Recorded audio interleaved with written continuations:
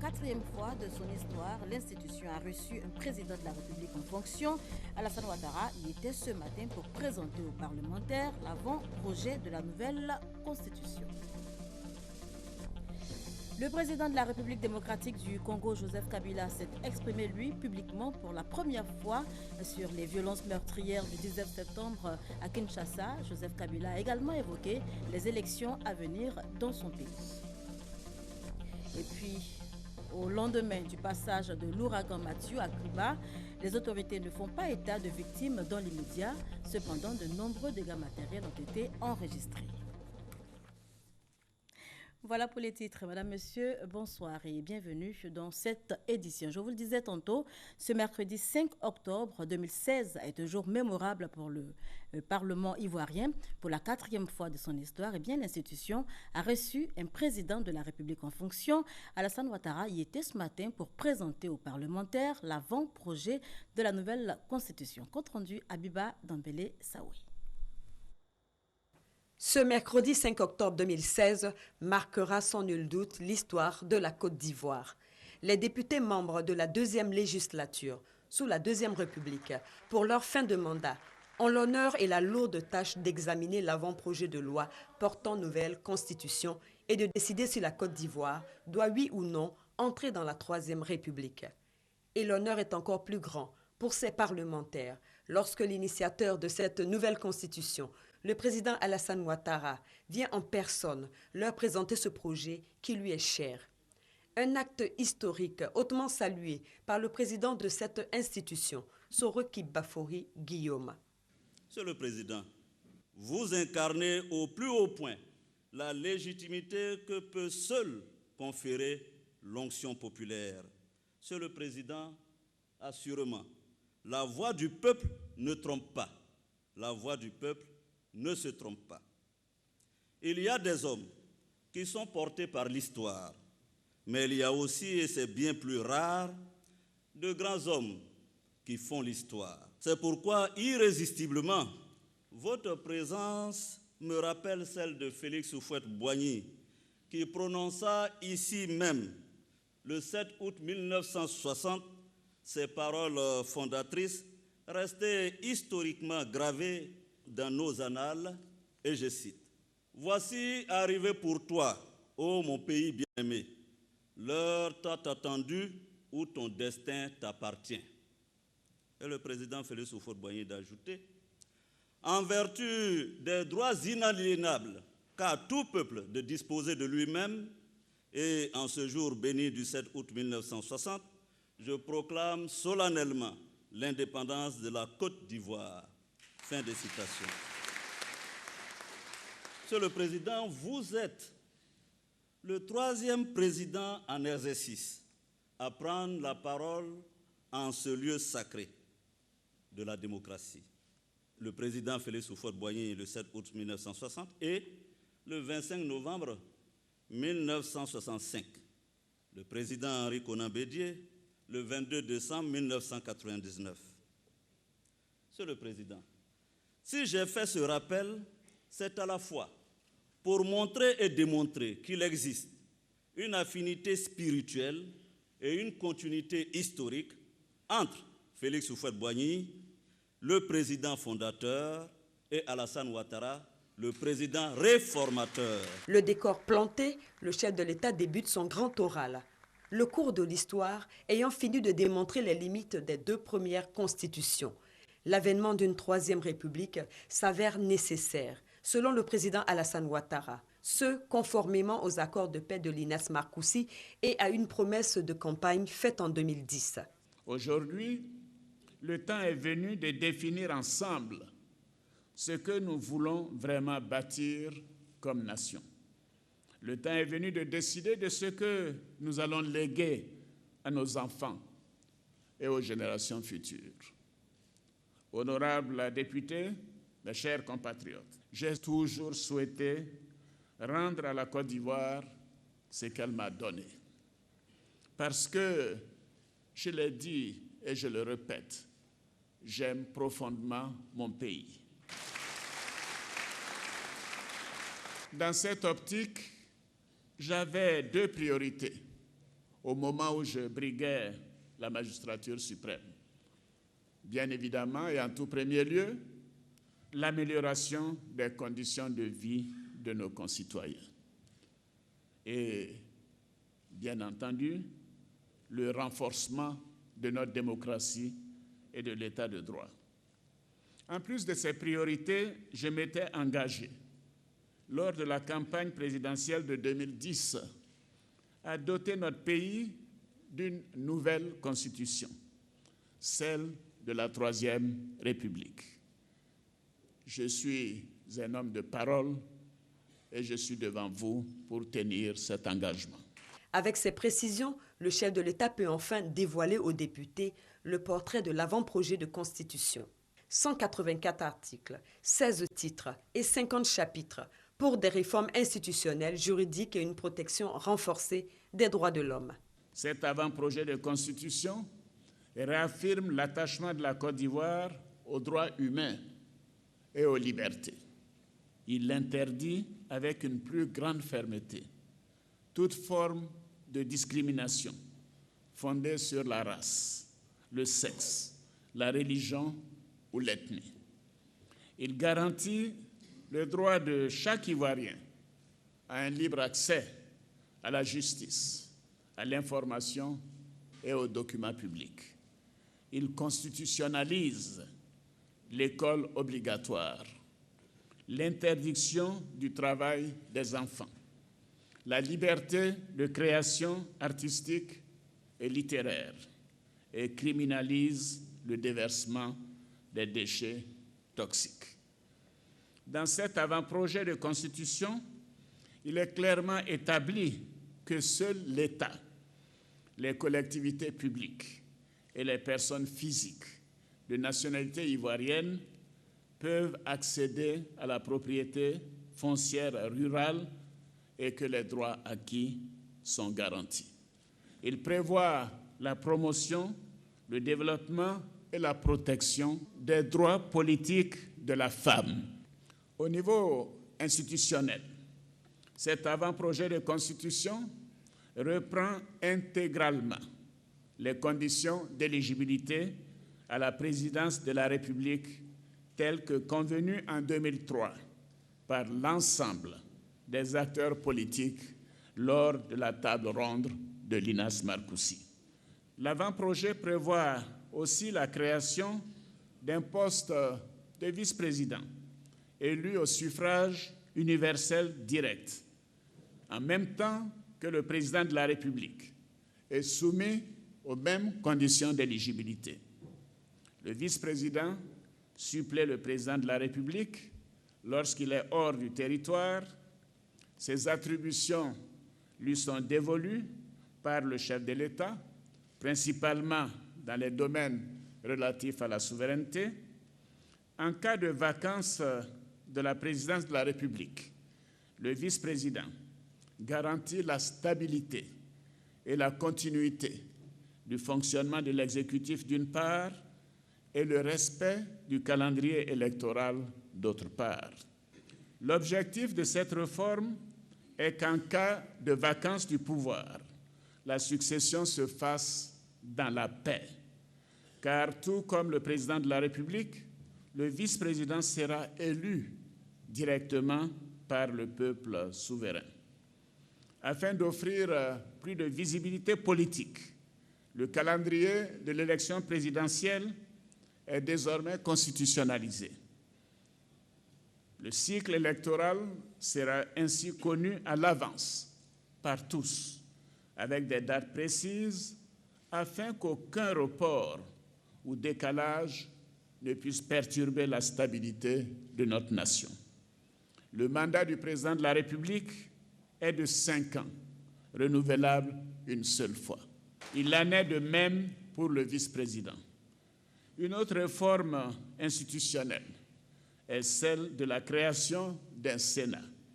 Désormais, le Parlement ivoirien sera composé de 2 chambres, l'Assemblée nationale et le Sénat. Mais, honorables députés, rassurez-vous, l'Assemblée nationale a la primauté et demeure la Chambre des représentants, tandis que le Sénat représentera les collectivités territoriales décentralisées et les Ivoiriens de l'étranger. Au plan judiciaire, cet avant-projet de constitution réaffirme et renforce l'indépendance du pouvoir judiciaire. La présidence du Conseil supérieur de la magistrature est dorénavant confiée à une personnalité nommée parmi les hauts magistrats. Afin de garantir un meilleur fonctionnement du pouvoir judiciaire, la Cour suprême et la Cour des comptes sont désormais deux juridictions. La Cour des comptes ayant été érigée en une institution séparée, conformément à nos engagements au sein de l'Union économique et monétaire ouest-africaine, l'UEMOA. Un nouveau contrat social, donc pour améliorer les conditions de vie des populations et pour une stabilité socio-économique durable.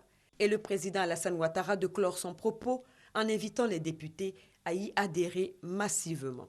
Notre pays est appelé à un grand destin, celui d'être un modèle d'espérance promise à l'humanité. La Constitution de la Troisième République se veut être un contrat social pour l'accomplissement de ce destin pour des générations. Le moment est donc venu de tenir cette promesse d'une nouvelle espérance à travers cet avant-projet de constitution que je vous soumets, vous, les représentants du peuple de Côte d'Ivoire. C'est un acte de responsabilité devant l'histoire. C'est un acte d'amour pour notre pays. Parce que je veux le meilleur pour mon pays. Je veux le meilleur pour mon peuple. Je me tiens devant vous avec cet avant-projet de constitution, avec la ferme conviction que son adoption permettra à notre beau pays d'aller au-delà de la vision de nos pères en jetant les bases d'une Côte d'Ivoire plus stable et en paix. C'est à un standing ovation que le président de la République a eu droit à la fin de ce discours historique. Signe que ce projet de nouvelle constitution a déjà un écho favorable auprès des parlementaires. Voilà, l'avant-projet de la nouvelle constitution donc soumis désormais à examen avant de faire objet de référendum. Les députés ont réagi après donc l'adresse du chef de l'État. Je vous propose de les écouter.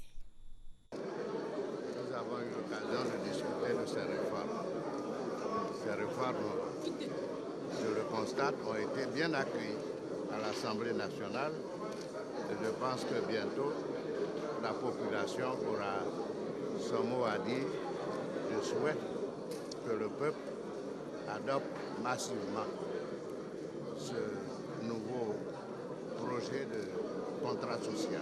Cette constitution est pour vraiment le développement de la Côte d'Ivoire et la paix, elle garantira la paix en Côte d'Ivoire.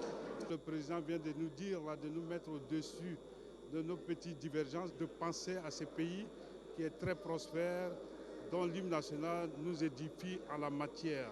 La Côte d'Ivoire doit être reformatée et nous pensons que les dispositions qui sont à l'intérieur de cet avant-projet sont à la hauteur de l'ambition que le président de la République a pour ce pays. Le discours a été disséqué par le président Alassane Ouattara de fond en comble et il est ressorti que cet avant-projet de loi est une loi qui émane de la paix, de la cohésion et du développement. Nous espérons qu'à travers ce nouveau pacte social qu'il propose à la nation ivoirienne, que les Ivoiriens vont se retrouver. Cette nouvelle constitution, c'est pour les générations futures. C'est pourquoi lui-même il a préféré venir informer les élus que nous sommes. Le président de la République s'est fait accompagner par son aîné, ce qui prouve toute la densité du message qu'il avait à livrer à nous qui sommes donc les représentants de la nation.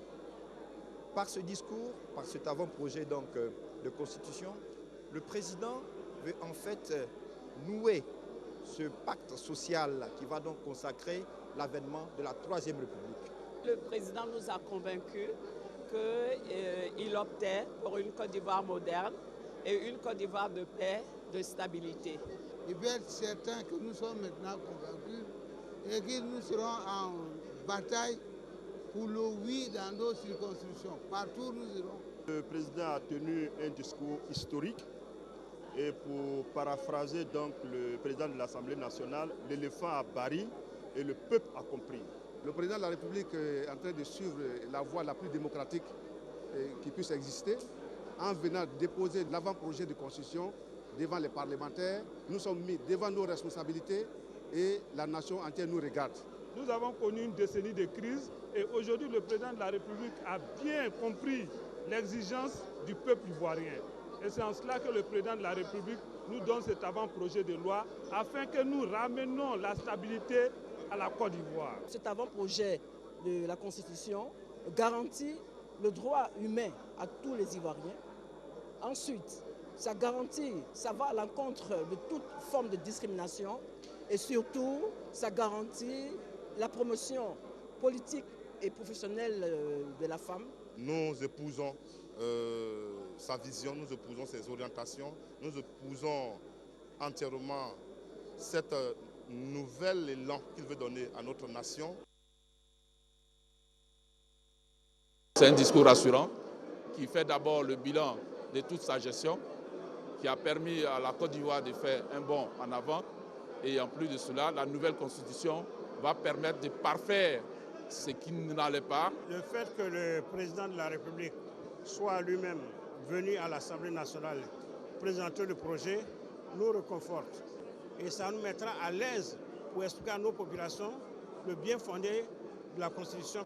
Aujourd'hui, les femmes sont protégées avec l'avant-projet de loi que le président de la République vient de nous présenter. Alors, il faut dire que toutes les femmes de Côte d'Ivoire, de par ma voix, sont déjà sur le terrain pour voter le oui, parce que déjà l'avant-projet de loi nous protège. Le Parlement va porter désormais 2 chambres. Cela permettra de regarder avec beaucoup plus d'intérêt l'examen des projets de loi. Je pense que là, c'est une bonne chose. C'est un engagement du président de la République et sa présence ici témoigne de ce que cette constitution est ce qu'il propose aux Ivoiriens pour avoir la cohésion, pour avoir une Côte d'Ivoire forte et pour que définitivement la Côte d'Ivoire ne vive plus les crises qu'elle a vécues. Le président a bien précisé tout à l'heure que cette constitution a pris en compte ce qui a été arrêté à l'Hymnas Marcoussi. Donc ce n'est pas une invention d'Alassane Ouattara, c'est un ensemble arrêté depuis 2004 par tous les partenaires politiques, tous les fils ivoiriens.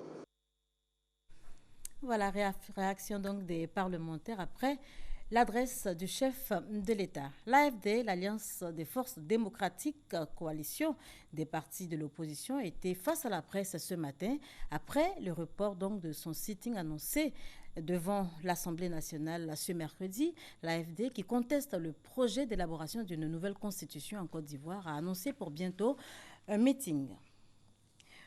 Vous le verrez également en image, l'ex-secrétaire d'État sous le président Nicolas Sarkozy, Ramayad, française d'origine sénégalaise, est arrivée hier en Côte d'Ivoire avec sur son agenda une rencontre avec le chef de l'État, le président Alassane Ouattara. Ramayad, également ancienne secrétaire générale chargée des sports et candidate à la prochaine élection présidentielle en France. Elle est en Côte d'Ivoire dans le cadre d'une tournée ouest-africaine. Agenda chargé pour les parlementaires ivoiriens ce mercredi 5 octobre, mercredi qui marque l'ouverture de la 2e session ordinaire des parlementaires. Après donc l'adresse du chef de l'État, les députés ont reçu les champions ivoiriens des Jeux Olympiques, Cheikh Cissé Salah et Ruth Gbagbi, respectivement médaillés d'or et de bronze au JO 2016. Le compte-rendu de Alvor Assa. Les 2 champions de taekwondo, Ruth Gbagbi et Cheikh Cissé, respectivement médailles de bronze et d'or, ont été reçus par les députés à l'Assemblée nationale après l'accueil triomphal que les Ivoiriens leur ont réservé et après également qu'ils aient été reçus par le président de la République, Alassane Ouattara. Pour le ministre des Sports, François Amicha, qui conduit la délégation, c'est un honneur pour les médaillés des Jeux Olympiques d'être reçus par les représentants du peuple ivoirien. Il a salué les efforts des parlementaires qui œuvrent pour que le sport en Côte d'Ivoire se pratique dans de bonnes conditions. Je voudrais donc vous dire la gratitude de l'ensemble du mouvement sportif pour votre implication personnelle dans le processus de normalisation du milieu sportif toute chose qui porte des fruits tangibles aujourd'hui. Guillaume Soro, président de l'Assemblée nationale, a au nom des députés félicité le ministre des Sports François Micha et les autres responsables du sport pour le travail abattu au profit de la Côte d'Ivoire, sans oublier les athlètes eux-mêmes. L'Assemblée nationale de Côte d'Ivoire, réunie en session plénière, voudrait vous rendre un hommage hautement mérité. Vous êtes en effet le prototype de l'Ivoirien nouveau que le chef de l'État appelle chacun d'entre nous à être ou à devenir. Heureux, les deux médaillés d'or et de bronze, Cheikh Cissé et Ruth Gbagui, ont promis que cette reconnaissance des représentants du peuple va les galvaniser encore plus. Aujourd'hui, nous sommes reçus par l'Assemblée nationale. Nous sommes très honorés. Je peux seulement dire merci à tous les députés. La seule chose que je peux retenir dans ça, c'est cet engouement-là, c'est cette force-là, après toute cette réception-là, cette force qu'on aura pour envoyer davantage de lauriers pour la Côte d'Ivoire. Un présent a ensuite été remis par les responsables du taekwondo au président de l'Assemblée nationale, Guillaume Soro. Il a été fait à titre honorifique ceinture noire, 7e dan de taekwondo. Le taekwondo à l'honneur, la Côte d'Ivoire à l'honneur. Et justement, nos deux médaillés des Jeux Olympiques seront célébrés bientôt à Kpapekou. Kpapekou, c'est une localité située à 3 km de Ouragayo, département de Gagnoa. C'est dans l'ouest de la Côte d'Ivoire. Le village fait sa toilette pour recevoir la première dame, Dominique Ouattara. Il sera pour célébrer avec les populations de la région nos champions. De nombreux travaux de voirie avec élargissement des rues du village, élagage de la voie centrale, Gagnoa-Ouragayo, ainsi que des caniveaux, réfection du centre culturel de Kpapekou. Ce sont autant de travaux menés pour préparer l'arrivée de la première dame, Mme Dominique Ouattara, à Kpapekou. Pour les populations, il s'agit d'un moment que tous attendent avec impatience et pour lequel ils se disent prêts. On attend précisément l'arrivée de la bonne dame. C'est notre mais on l'attend. Sérieusement, on l'attend. Kpapekou est prêt pour recevoir la première dame et les médaillés aussi. On est content de recevoir les médaillés, surtout notre petite sœur. On est prêt pour les recevoir. Vraiment, je remercie tous les gens qui doivent les accompagner au village à Kpapekou. Le maire de Ouragayo, dont dépend Kpapekou, prépare également l'événement. Toute la population d'Ouragayo est heureuse et contente de recevoir nos enfants accompagnés de la première dame. Alors, ensemble, nous voulons leur réserver un accueil triomphal afin de lancer un message fort à notre jeunesse, leur montrer que derrière l'effort, derrière le travail, il y a toujours la réussite. Le village de Kpapekou est situé à 3 km de Ouragayo. Ce sont les populations de ces deux localités qui attendent avec joie la première dame ainsi que les deux médaillés olympiques, Gbagbi Ruth, fille de Kpapekou, et Cheikh Salah Junior, fils de Gagnoa. C'est un reportage signé Thérèse Tapé-Yoboué. Retour à Abidjan pour évoquer cette audience accordée par le président du Conseil économique et social, Charles Kofi Dibi, à la Commission africaine des droits de l'homme et des peuples. On y va avec Herman Guivet. Quelle situation des droits de l'homme en Côte d'Ivoire? Pour répondre à cette question et en avoir une meilleure appréciation, une mission de la Commission africaine des droits de l'homme et des peuples séjourne en ce moment dans le pays. Au menu de ces activités, une série d'échanges avec les autorités nationales. La première, avec le président du Conseil économique et social, Charles Dibi Kofi. La situation des droits de l'homme en Côte d'Ivoire, nous pouvons dire qu'il y a beaucoup d'efforts qui sont faits par différentes institutions et par la société civile pour permettre aux citoyens de jouir de leurs droits. Nous avons constaté qu'il y a beaucoup de mesures qui ont été mises en place, et notamment législatives, beaucoup de stratégies, beaucoup de programmes pour permettre aux citoyens de jouir de leurs droits socio-économiques et culturels, des droits politiques aussi. Beaucoup d'efforts faits pour permettre aux citoyens de jouir de leurs droits, des échanges bénéfiques pour les deux parties. Le président de notre institution a expliqué notre rôle et a répondu vaillamment à toutes les questions. Nous avons rassuré la Commission africaine de la prise en compte de la dimension humaine, de la prise en compte des droits de l'homme en Côte d'Ivoire après quand même la crise que nous avons vécue. Et nous avons même informé aussi la Commission que le Conseil économique et social a un représentant au sein de la Commission nationale des droits de l'homme. La Commission africaine des droits de l'homme et des peuples a été inaugurée le 2 novembre 1987 à Addis Abeba en Éthiopie. Elle est composée de 11 membres élus au scrutin secret par la conférence des chefs d'État et de gouvernement pour un mandat de 6 ans renouvelable. Hors de chez nous, le président de la République démocratique du Congo, Joseph Kabila, s'est exprimé publiquement pour la première fois sur les violences meurtrières du 19 septembre à Kinshasa. C'était au cours d'un déplacement à Dar es Salaam, la capitale tanzanienne. Joseph Kabila a également évoqué les élections à venir dans son pays. Notez que l'opposition accuse Joseph Kabila de vouloir repousser l'organisation de la présidentielle pour se maintenir au pouvoir au-delà donc de son deuxième et dernier mandat. Et puis au lendemain du passage de l'ouragan Matthew à Cuba, les autorités ne font pas état de victimes dans l'immédiat. Cependant, de nombreux dégâts matériels sont enregistrés. La province de Guantanamo a été violemment balayée mardi soir par de fortes averses. Des vents violents atteignant jusqu'à 220 km/h. Des blocs de pierre projetés sur les routes isolaient mercredi 4 localités de l'est de Cuba du reste de l'île au lendemain du passage de l'ouragan Matthew. Les autorités n'ont fait cas d'aucune victime humaine, mais signalent d'importants dégâts matériels. Les destructions sont importantes à Baracoa. Nous n'avons pas fait état de mort, aucun mort. Les pertes matérielles semblent importantes. Presque tous les toits légers à Baracoa se sont effondrés, paraît-il, même si nous n'y sommes pas encore allés. La municipalité de Maïsi, Baracoa, Imias et San Antonio del Sur, d'une population cumulée de près de 158 000 personnes, demeure isolée du reste du pays.